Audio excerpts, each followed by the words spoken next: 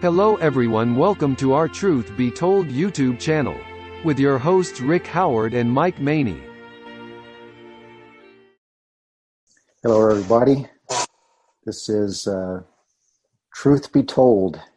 That's what we're attempting to do in these videos. It's our YouTube page that Mike Maney and I are putting together. We're going through the Old Testament through the lens of Christ, of the gospel, using Luke 24:27 as our text. Beginning at Moses and all the prophets, he expounded to them in all the scriptures the things concerning himself. So instead of just going through the Old Testament and just highlighting the details of the stories and the people, we're trying to look at them from a little different way, looking for Christ or looking for what he might have brought up in that sermon. Mm-hmm.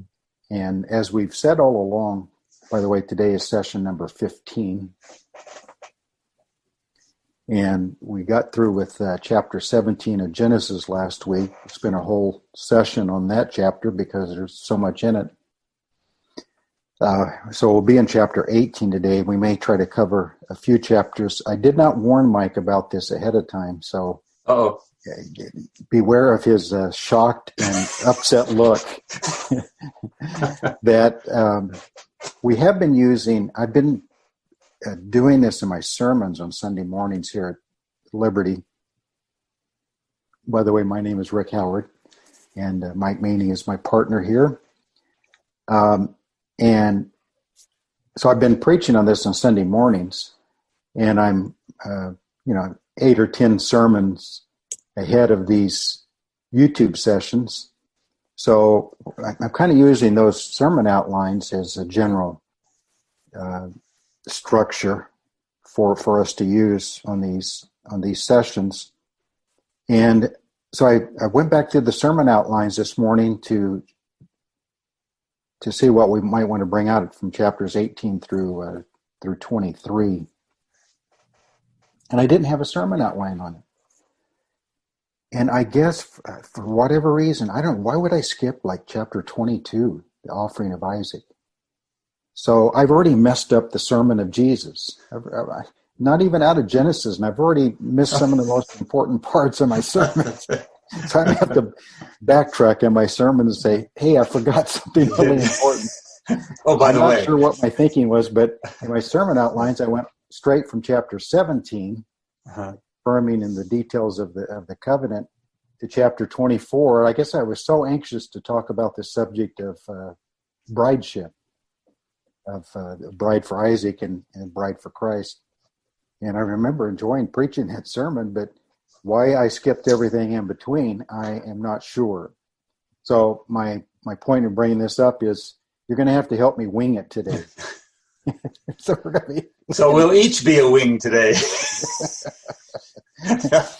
And we better flap evenly, huh? We're going to be going in circles, which is kind of the story of our life. So anyway, that's our goal. But all along, our desire has been for this to be informal, and relaxed. Yes. Now today may be a bit more informal and relaxed than usual, since I don't have much of an outline in front of me. But you and I have studied these chapters many times through the years and brought sermons and lessons, and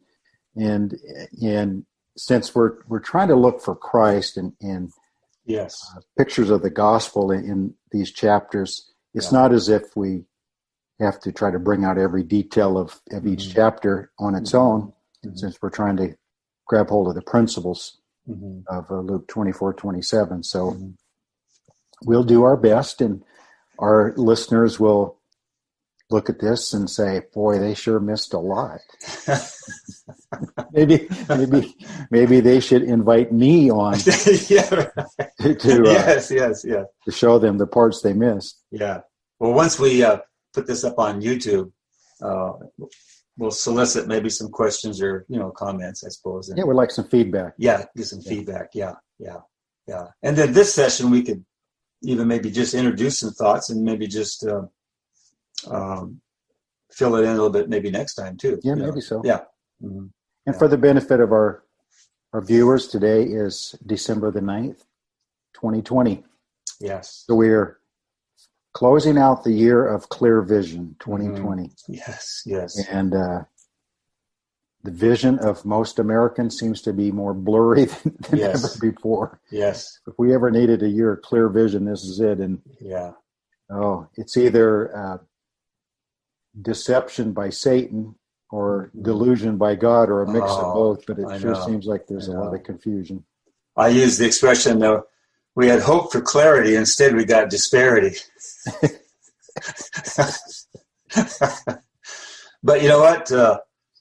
When you look at the Psalms, and even the Psalms that where David maybe was down and even depressed, or whatever the psalmist might be, Asaph or someone, they always land on their feet. You notice that? Yes, they do. They always close it out with praising God, no matter what they're going usually through. Most of the Psalms, no matter how dark they are, close out with a word of hope. Yes.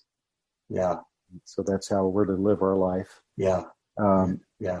And that's what we're hoping to bring out in these sessions. Mm-hmm. We mentioning the date will help our viewers understand what is going on in America around us as we record this. And we talked a little bit before we came on. We may have to be a little bit careful about bringing up any politics, because we just heard this morning that YouTube has announced that the election is settled and that they're not going to allow any videos that dispute that or try to deal with that in any way. Mm-hmm. So this year has just caused so many prophetic themes to move along, hasn't it? Yes, it has. Of government control. Yeah.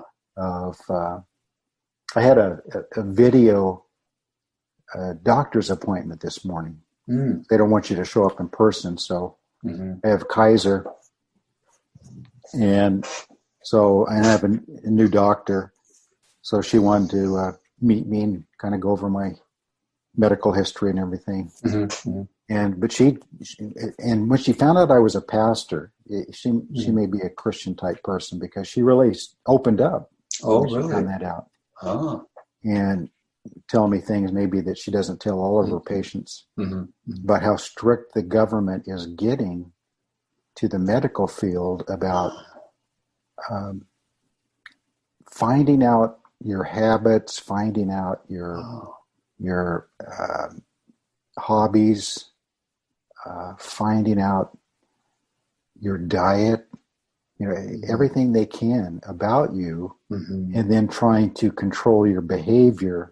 And of course, part of the purpose for Kaiser is because they're like an HMO, they're a managed medical group. So for them, it's all under the purpose of trying to be preventive in your health, so that they don't have to, bear the expense of a major surgery or something later.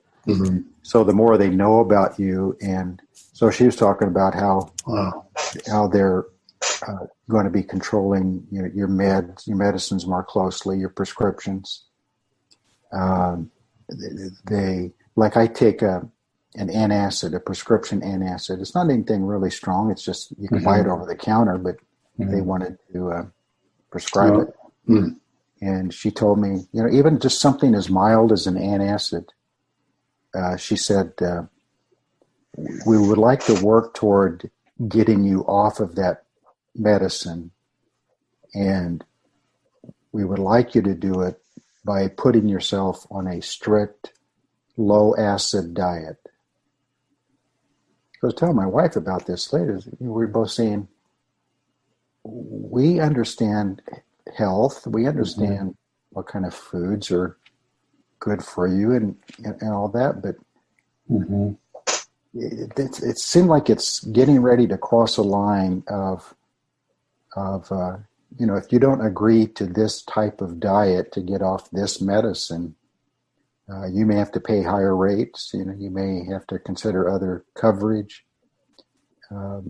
It just seems to fit in this whole pattern of this year of the government greater control over every area of our life. Something as simple as an antacid. Yeah. Kind of blew me away. Yeah, it's the elite are telling the peons how to think and what to do, what they can't do, and it is total control. It's all about that. And of course, we realize, prophetically speaking, that the Antichrist is going to have this kind of control. And I know that you probably wondered too, how can one man, one system govern the world? We know God is capable of bringing that about, but how? Well, we're seeing the mechanics play out. Exactly. We're seeing the machinery put in place now. So now we're getting a better picture of how it can actually happen. So that what they could do is cut off your meds. They could say, well, look, if you don't play ball, we just won't dispense your meds. They could come to that. And it's all going to be the deception of it. The reason why Jesus said deception is going to be the number one ingredient of the end times. Yeah.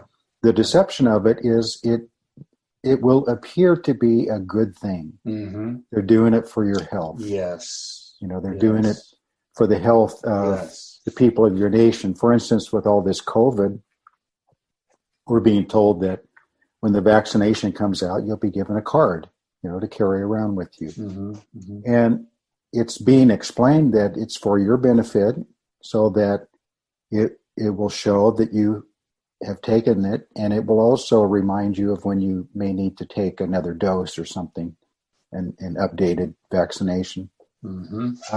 But then, of course, what is not being said is businesses, even crossing state lines, even getting on an airplane, for the sake of public health and safety, will you be prevented from crossing a state line or getting on an airplane unless you can show that proof you've had that vaccine? Mm-hmm. And any protest against it will seem to be you're willing to endanger others. Mm-hmm. As I have said in previous videos, I think what's taking place is even unchristian people are using love thy neighbor as thyself as the whole basis for new rules, mm-hmm. and bypassing the first great commandment, that first you must have a relationship with God, acknowledge him and serve him. And from that, then you serve others. But this is all being cast in the light of, if you really want to love your neighbor as yourself, you're going to go along with all this. And if you don't go along with it, how can you even say you're a good Christian? Mm-hmm. It's just all being put in that fashion. And that's going to be the deception of it, is it will appear to be in the best interest mm-hmm. of your neighbor, mm-hmm. of your family, of your church, of your nation. And the vast majority will say, well, I may have some reservations about it, but I think overall it's probably a good thing. And as we lose more and more of our freedoms. You can no longer choose. You don't have the choice anymore. They're just going to funnel you right through this cattle funnel, and you won't have a choice. The only thing you can do is just move all the way through it. If you want your food. Yeah. Wow. Yeah. Of course, we're talking about Abraham and the Abrahamic covenant. We're seeing its importance, and it's going to be a blessing to all nations. But before that completely unfolds in its full glory, what we're seeing now has to unfold. Mm-hmm. Weeping is but for the night, and joy comes in the morning. So this is the dark winter we're entering into. This is the weeping for the night. But you're right. As God's people, we look beyond, we look through the darkness, and we know that the light will shine with the entrance of Jesus Christ returning. Yes. He's going to pay another visit to planet Earth. Yes, he is. He told Israel, said that the reason for your judgment is because you did not know the time of your visitation. Yes. He paid them a visit, and they rejected their visitor. Yeah. And actually, he was not even a visitor. He was the owner of their house. Yes, he was. But Yeah. But he paid them a visit, and Yeah. they turned him away, and he's going to pay the earth another visit. And the Yeah. chapter we're looking at today in Genesis 18 is he paid a visit to Abraham, didn't he? And he found similarly the kind of people that were just doing their own thing and seeking pleasure for themselves and just aloof to God and all of this. And what happened there is an example.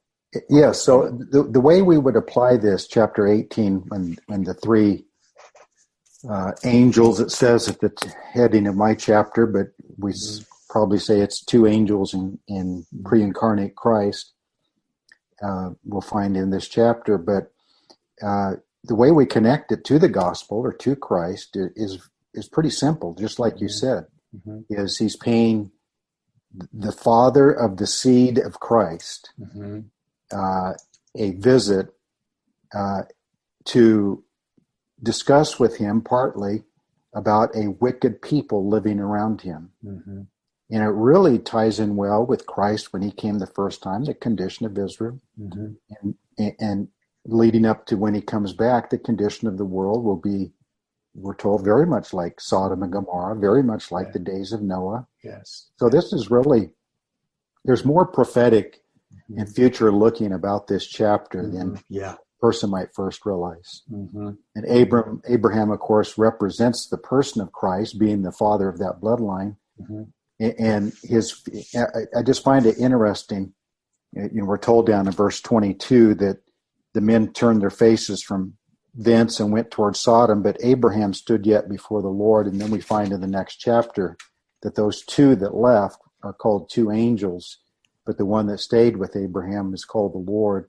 So that's why we say it's no doubt a theophany or a pre-incarnate visit of Christ. And the reason it's so fascinating and prophetic to me is here is the future seed, capital S, of Abraham, paying him a visit even before a single one of the small s seeds is born from Abraham. Isaac. Yes. And so this one what will come 2,000 years later, born of Mary, is now paying him a visit even before he has a promised son. And he would tell, promised son is coming to pay him a visit. Yes, and he would tell those people that before Abraham was, I am. Yeah. And Abraham looked for the day of Christ. Yes. I wonder if Jesus was, when he said that in the Gospel of John, I wonder if he was thinking back about this visit. Could be. It could very well be. Could be, yeah. This is a tapestry that we're watching God all throughout the scriptures. He's weaving a tapestry. And we know that a tapestry is made up of threads, the woof and the warp. Yes. And so we see people will fall under these headings. There'll be a wolf or a warp, and we see the righteous and the unrighteous, but they're all being woven together. Their lives intersect. They come in contact with each other. They have to assess truth and what's fake and what's true, and this has all been throughout human history. They have to determine in their generation what's true and what's not true. Yes. And whether, because they're part of the tapestry, you can't help it. Being born, you're now part of the tapestry. Yes. Okay. So you're going to be among the wolf or the warp. I like just saying that. Well, I like that. I mean, that's simply the Old Testament way of saying what Paul did to the Ephesians and Colossians, being knit together. Yes. There's a knitting, the woof and the warp. Yeah, that's right. But so these three come to visit Abraham, and we're not really told how much he understood about the three.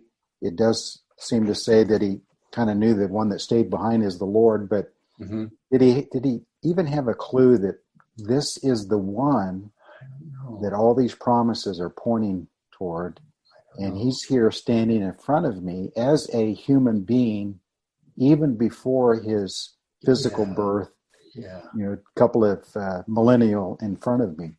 I don't know if he could grasp all that. I don't know. I don't know. That might have been too much. Too much to handle. I don't know.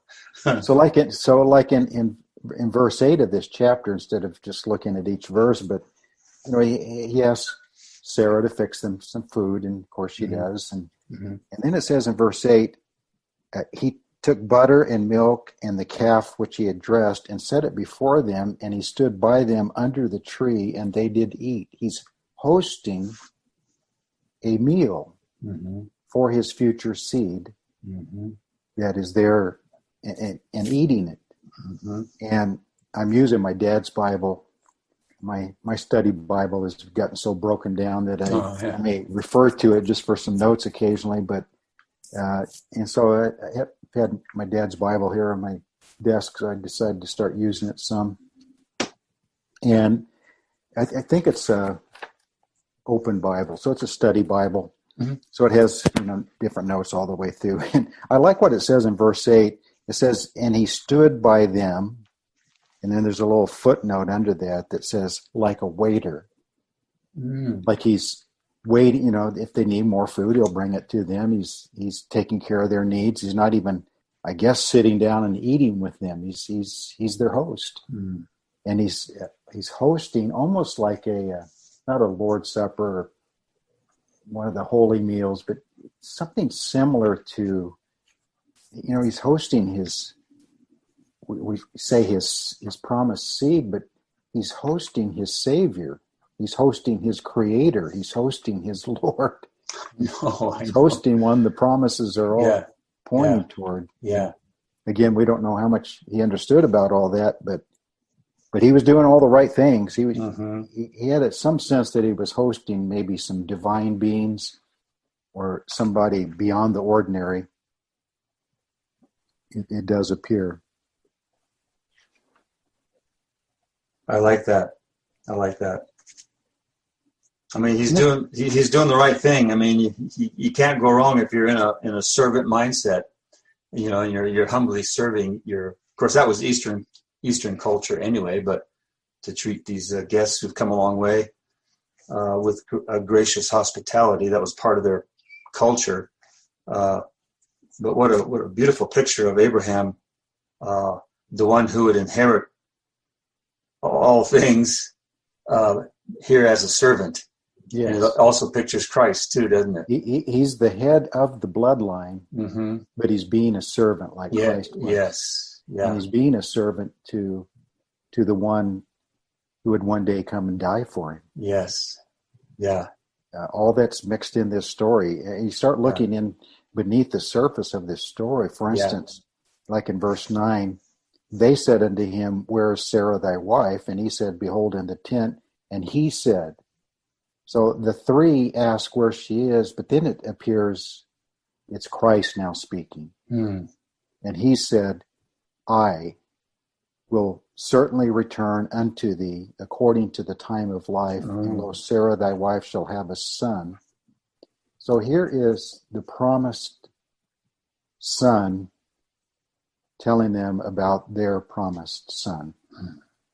Here is Christ, the seed, telling them that I will visit you at the right time, and at the right time you're going to have your own son. Similar to Joseph and Mary, how the Father spoke to them. Yes, exactly. So it's just interesting that Abraham is hosting his future, what should we say? Certainly a Savior, but everything is God. Yeah. He's hosting him. Yeah. Well, Jesus asked the Pharisees, really this this mystery of godliness that you've mentioned in previous sessions. If David referred to him as his Lord, how is he then his son? It's the same thing going on here. Same thing going on here. Yeah. He's Abraham's Lord, but he's also Abraham's son. Yeah. Yeah. Just amazing. Great mystery. Now let me ask you in verse 12, Sarah heard this promise and she laughed within herself, saying, after I am waxed old, shall I have pleasure, my Lord being old also. And of course, back in chapter 17, in verse 17, Abraham fell on his face and laughed, said in his heart, shall a child be born unto him that is 100 years old? Shall Sarah that is 90 years old bear? So they both laughed at the news. Mm-hmm. Have you made that a laugh of unbelief or doubt, or do you make that more a laugh of excitement? Make it more positive or negative? I guess a negative. I think the word astonishment, because from a human standpoint, they really couldn't. It didn't fit, and they probably had never known this to ever happen to any other couple, and so this would be something brand new to them. They've never heard of it. It's never been done, as far as they knew, and they knew their own bodies. They were long past the ability to have children. So I think there was just maybe an element of this, although they were going along and believing.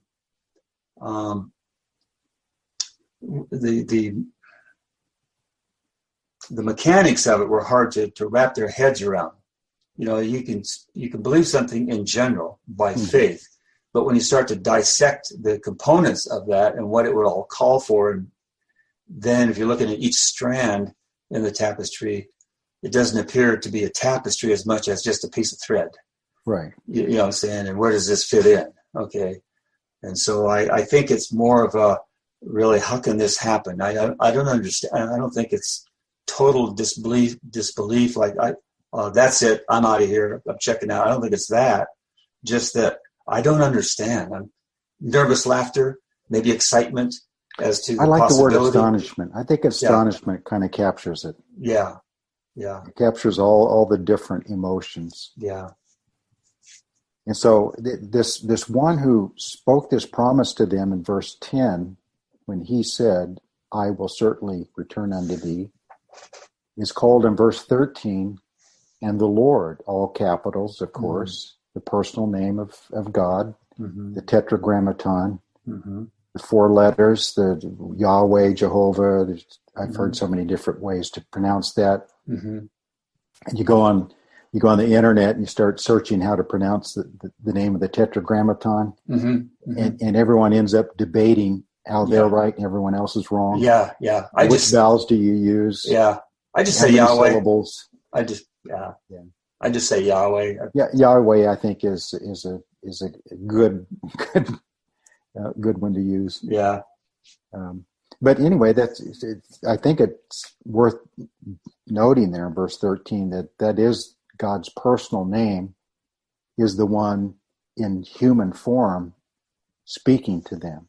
So that's why we're forced to conclude this as a theophany, a pre-incarnate visit of Christ.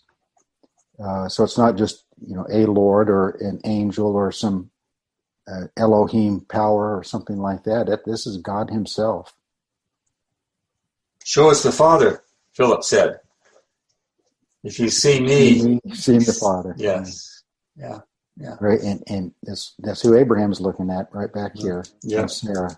Yeah. So Christ said, I guess it'd be correct to say, Christ said unto Abraham, wherefore did Sarah laugh, saying, shall I of a surety bear a child which am old? Is anything too hard for the Lord? Okay, so we're right. This is Luke 1, isn't it? Yes. This is Luke 1. Yeah. This is Gabriel talking to Mary. Yes. And Mary saying, how can I, since I am a virgin, I've known no man. Yeah. And what did Gabriel say to her? There is nothing impossible with God. That's just the New Testament version of, is anything too hard for the Lord? So we're really talking about Luke 1 back here in Genesis 18. Yeah. And this isn't to slight their character. They were still human. In spite of the news from Gabriel, or in spite of the news from these three, they're talking to humans, and so I'm pretty sure God understood that they're talking to humans, and they would have this element of doubt. How this is never happened. This is new for me. I didn't wake up this morning thinking I was going to get this kind of news, and so it hit them unprepared. although they were already walking by faith, they had left Yes. Ur. I mean, that was already in motion. Okay, but now we're looking at some particulars of the plan, and sometimes we can't process that until maybe some time goes by, and some time did go by, you know. But they accepted it. You know, they accepted it once they wrapped their heads around it. So this is why when we started this session, I mentioned that we're going to deal with this story. In first reading of this story, your first thought might be, well, I don't know that Christ really included this story in his sermon, because you have to kind of really try to invent almost an application to Christ and the gospel. Mm-hmm. But as you start going through and looking at some of the details, Christ just jumps out of this whole chapter. Yes, yeah. There's no inventing here. No, not at all. You don't have to work hard for it. No. I mean, even in the sense that the rest of verse 14, after is anything too hard for the Lord, at the time appointed. So again, this Luke 1 idea. Yeah. Of, I'm going to visit you. It's going to be at the right time. Yeah. Paul talks about in Galatians 4, Yeah. in due time or at Due the time. right time. Yep. God sent forth his son, born Yep. of a woman, made under the law, Yep. at the right time. At the right And time. in due time, Christ died for the ungodly. Yeah. And God has a schedule that he goes by, and he knows when the time is right. Mm-hmm. And in this case, at the time appointed, whatever that means to God, he had a certain time in mind. I will return unto thee according to the time of life, and Sarah shall have a son. It's interesting. He didn't say, he could have said, she's pregnant right at this second. I just declared it, and now she's Mm-hmm. pregnant with the son. Mm-hmm. He still puts it off for a little bit, almost like a little more test of their faith. Mm-hmm. Mm-hmm. Okay, I'm not going to do it right now. I could. Mm-hmm. I'm the one that's going to destroy Sodom and Gomorrah. I'm the one that's going to destroy Mystery Babylon in my second coming. Mm-hmm. By some of the same methods he destroyed Sodom and Gomorrah. Mm-hmm. And certainly Yeah. we'll do a good job of it. But he kind of adds, after 99 years for Abraham and 89 years for Sarah, he says it's certain, but you got to wait just a little bit longer. Yeah. We say we're in the last days and we believe it, but we know it's going to be a little longer. I think we're rolling right into it, but we know things have to fully develop as God wants them or needs them to fully develop, so that he can showcase his power fully and completely. And we talked about this last week, about the need to, in God's purpose, to raise up enemies. And we're going to see an enemy raised up in this household right here. Mm-hmm. A future enemy. Well, it wouldn't even be future, because he would begin acting like an enemy. Yes. From the taunting and the persecution. So, all in God's time. This discussion between these three and Abraham listening in, starting in verse 16, that the men rose from thence, looked towards Sodom, and Abraham went with them to bring them on the way, which is, there's a lot of things in the Bible that's kind of humorous to me. Mm-hmm. Here's Abraham thinking he needs to show two angels and the creator of all things how to get there. You go this way, about 2 miles up the road here. You're going to get lost if I don't go with you. You probably get lost in the wilderness if I don't show you the way. But then the Lord speaks again, so this would be Christ. And evidently he's talking to his two companions, the angels. Shall I hide from Abraham the thing which I do? That's interesting. Why would God consult the angels? Was this even a consultation? Is this more just for our benefit? Or did he really want the opinion of the angels? Yeah. And seeing that Abraham will surely become a great mighty nation, all the nations of the earth shall be blessed in him. There's that, what Paul uses in Galatians 3:8 calls it the gospel again, that third large part of the original promise in 12:1-3. And then verse 19, I'm glad the Lord included verse 19. It gives us a little better clue as to why God chose Abram down there in Ur of the Chaldees. Abram was a man of faith already. Mm-hmm. He had a relationship with God. And God knew some things about him. For I know him, that he will command his children and his household after him. And they shall keep the way of the Lord, to do justice and judgment, that the Lord may bring upon Abraham that which he hath spoken of him.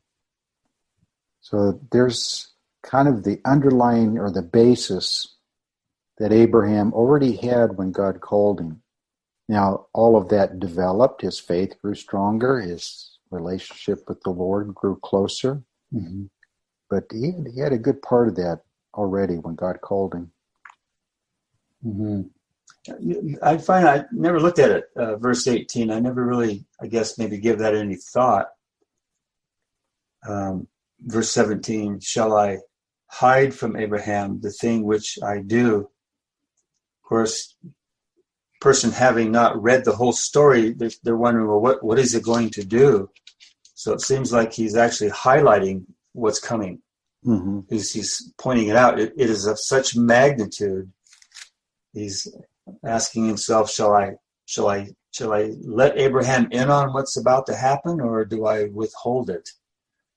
You know, and so it's like what he's about to do is huge. And of course, when you read the story, it is huge. Okay. And it's not as if God could have hidden it from him when it happened, but he's Right. talking about, shall I bring it up ahead of time? Yeah. And enter into a discussion, because Abraham would immediately know, Yeah. My nephew Lot and his family are there. Yeah. Yeah. And He seemed to rest on Abraham's maturity. So it's because then he slides right after the question. We're reminded of Abraham's relationship with God, seeing that Abraham shall surely become a great and mighty nation, and all the nations of the earth shall be blessed in him. And so seeing what I'm about to do for Abraham, and because of his character, I know he's mature enough, he's a godly man, should I hide this from him? And I think based on that, you bring the question up really to, I think, focus on what he's about to do, but also where Abraham's had a chance to demonstrate his own character that God knew that he had. And so, sure enough, we see Abraham pleading. Yes. Yes. And so Abraham is being true to what God knew he would be. He's being true to verse 19, isn't he? Yes, he His is. description about Abraham. Yeah. And he brings it up to Abraham, hoping, probably knowing, but wanting to develop in Abraham maybe something that had not yet been fully developed, or developed at least this much, the idea of being intercessor. And so the father of the great intercessor, Christ, is going to intercede to Christ on behalf of Sodom and Gomorrah. Yeah, I see his heart. His character is really brought front and center, isn't it? He really had a heart for those people, and I think don't you think he knew what those people were like and what they deserved it. Yeah, I think Abraham would be the first to admit they deserved it. But the heart of an intercessor, when we intercede, the very nature of intercession strongly implies asking God for mercy instead of judgment, instead of wrath. And all of the great intercessors of the Bible, Moses, a couple of different times, interceded on Israel's behalf. Daniel certainly did in that intercessory prayer, Daniel chapter 9. It's a really great prayer of intercession. John 17, Christ's great prayer before his death was a prayer of intercession for his people. Intercession, by its very makeup, the very idea of it is asking God to choose mercy over judgment. Mm-hmm. So I'm putting two things together here, Brother Rick. Abraham's character as an intercessor, his humility, okay, but also I think in this thing, because I think in verse 18 is a key verse too. From God's perspective, God not only knew what he was going to do to the wicked, he also reaffirms what he's going to do for the righteous. Abraham, beginning with Abraham and his household. So there's clearly a reminder of a separation between the righteous and the wicked here. Mm-hmm. And one of the reasons Abraham was righteous was not only because of his faith up until this point, but you and I talked about the importance of that faith being on the inside, the character being developed that God is looking for really on the inside. And so while God was in the process of separating out a holy people, a holy seed, from the wicked, which would be demonstrated in the next few verses, yet the man's character needs to be developed too. Not just his position, but his person. And so I see these elements being really accentuated here. Yes, Abraham, I'm going to separate you out. You're going to be over the nations. You're going to be blessed. I'm going to punish the wicked. But then Abraham steps up and says, well, will you punish the righteous with the wicked? So he pleads with God because his own character was on board. It was what God was looking for. And the reason we're kind of going down this path is not disconnected to what had happened before in Abraham's life, and the need for this intercessory idea to be further developed. When we were back in chapter 16, remember? Sarah comes to Abraham and says, I just don't like Hagar's attitude toward me. And Abraham, instead of being an intercessor for maybe a party that needed mercy, he said, she's yours, you do with her whatever you want. That's not very intercessory, is it?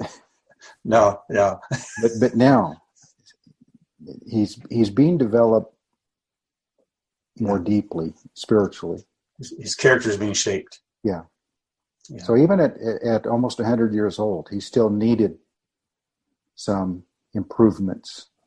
He still needed some things to grow in his spiritual life. And we have a tendency as we get older to think we've kind of arrived and then we become stagnant. And God was not allowing Abraham to become stagnant. He's developing some further spiritual qualities in him that evidently he did not have a lot of earlier, especially toward Hagar. Kind of like Jonah. Jonah needed a perspective on people and on situations and God's purpose. Yes, he did, didn't he? The gourd, he got all angry when the gourd, dried up on him. He did for the gourd than he did for the people. All those people. Yeah. And then Abraham gets into kind of an interesting story, kind of a bargaining deal with the Lord, huh? Yes. But you notice he understands maybe more than we realize, because it says Abraham stood before the Lord at the end of verse 22. But did Abraham know it was the Lord? Well, he asked him in verse 23, wilt thou also destroy the righteous with the wicked? And then he, at the end of verse 25, shall not the judge of all the earth do right? He seemed to have maybe more of an understanding than we realize of who he was talking to. Maybe not completely that this would be the one to fulfill the promise 2,000 years from now, but maybe more than we give him credit for.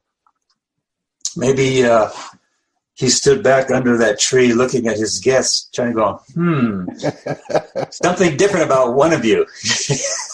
And it's a slow comprehension of just who he is. And so maybe by now he's figured it out. I don't know. Yeah, one of the three was taking the lead among the three, huh? Yeah. And so whoever this leader was, he was starting to sink in, and maybe the Spirit was revealing some of it to him. We just don't know all the details, but he realizes he's in a conversation with somebody pretty important here, and he keeps bargaining, gets it down to, was it 5? I think it was 5. Yeah. Yeah. Yeah. Yeah. But I love that verse. Will not the God of all the earth judge rightly? I've used that. I've referenced that a lot, and talk about our own future judgment. However it lands. I've said this before in the pulpit. Whatever it lands on, our personal judgment as we stand before Christ, however it shakes out, we can rest assured that it will be completely fair, weighed out in every aspect, all things considered, Mm-hmm. and weighed out properly, rightly, justly, fairly, like no one else could do. And then the verdict is handed down. And so we can argue, but at the end of the day, we have to assess that he considered everything before he handed out the verdict. And so that we can rest on, that he's not going to. There's no corruption. There's no fraud. There's no ballots that were counted that shouldn't have been. No tipping the scales. Mm-hmm. It would be true, and because that's just his nature. That's just his character. Yes, it is. Now, did we say, we may have misspoke now that I'm listening to myself in my short-term memory. We said it got down to 5, but it got down to 10, didn't it? Was it 10? Yeah, 10 in verse 32. 10, okay. He figured he better not get down to 5. I've gone just about as low as I can go. Yeah, right. And, of course, God couldn't even find 10.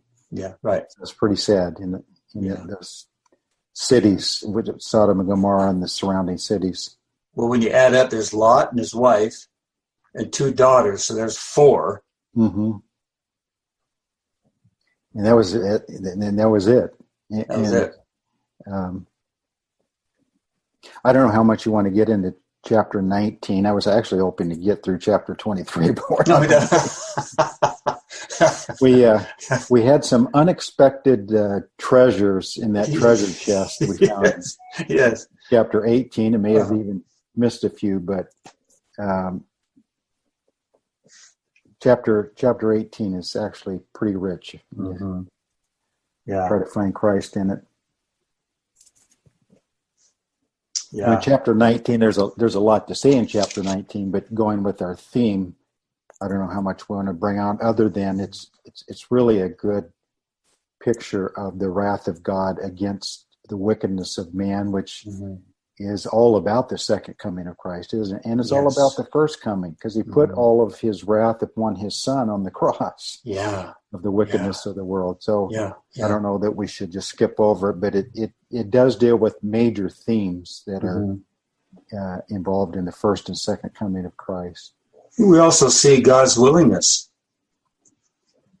God says, yes, if you can find this many, I'd gladly I would spare, And so in this discussion, it shows God's nature. He's all about wanting to salvage.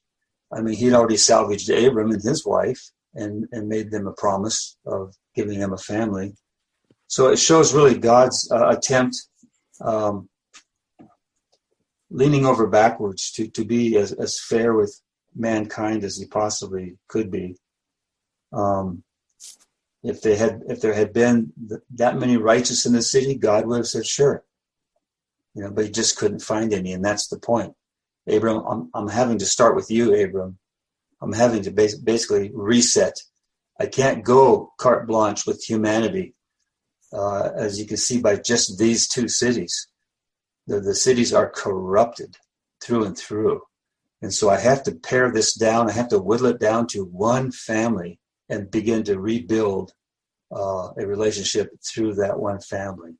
And he's tried the humanity approach, and it just didn't work, And so he had to just scale back and said, okay, can I find somebody that I can work with? He found Abram. And from there, I'm going to build a seed. I'm going to deposit my law. I'm going to pour everything I have into that lineage. I'm going to bring the Savior through it. So he really just shrank the parameters down to one household to start over. And the rest, they'd have to be destroyed. But God was willing.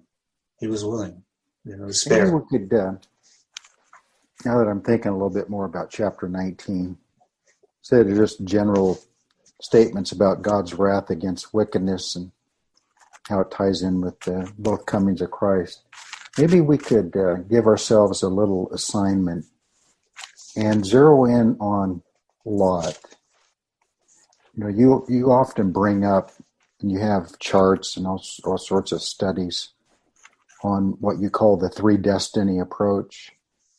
And look at Lot as the carnal child of God, especially in light of what Peter calls him, righteous Lot, just Lot, how he was vexed with the ways of the people around him, and yet he seemed to be immersed in them. And certainly his sons-in-law were, and his wife, and even his daughters. And a lot of that is because of the example of Lot. And how we might be able to use this to try to show our viewers of the next session why we talk about a three destiny approach, and use Lot as that saved yet so is fire, as the fire child of God. That might be really an important session to detail it out on a video like this, for people of all stripes. There are variations, as you well know, of two destiny people, and on both sides of it. Yeah. Salvation, you have everything. There are those who we've dealt with the last bunch of years that are also two destiny, but kind of in another fashion. And the importance of showing there's something in between there of people who really are children of God, but have not lived lives of faith and obedience that qualify for what we sometimes call firstborn birthright or brideship, or so. You understand what I'm? Yeah. Okay. Let's assign ourselves that. I think that could be a really important session because it has a lot to do with what Christ's purpose is in his people. Yes, absolutely. And even on the cross, that was demonstrated. The thieves, one we know didn't repent, and one did, and yet he was still a thief. He still heard the messages preached by Jesus like the others, yet he didn't respond. And what we don't know is whether or not he was baptized, because so many were being baptized by the thousands by then. I guess that's all speculation whether he was or wasn't. But we do know that while he's hanging on the cross for having stolen something, he wasn't really serving the Lord, to put it that way, and yet he was promised a place. And so even right to the very end, we see the righteous one in the middle, the wicked one on one hand, and backslider on the other. Well, let's use Lot then as our springboard to talk about the three destinies and verses we would use to show that. And I think probably you'd be the best one to take the lead on that, although I agree with you on your approach to it, but you've done more work on it as far as organizing it and charts and all sorts of things. So I've had to fight it. Of course, you fought it there, but I've had yes. So it could be a more important session than we realize. Yeah, of kind of a permanent video record of laying it out for people. Yeah, amen. I totally agree. Yeah. Well, I accept the challenge. Okay. Well, why don't we end this session today? All righty. And maybe talk about a little bit more offline. Okay. How we might approach it, but okay. Thanks. Just kind of an impromptu one. I know. Yeah. And it things just start jumping out at us. They did. Yes. Thank the Spirit for His revelations. Amen. Thank the Lord for yelling at us as we're going through this chapter. Here I am. Here I am. Yes, Here I yes. am. Just look for me. Yeah. Amen. Let me stop this and we'll talk. Okay. I think we're done here. So yeah, ended it. I think we're good. It still shows recording on my end. It does. Let's see. Leave meeting, end meeting for all. I'm almost afraid to. Oh, here we go.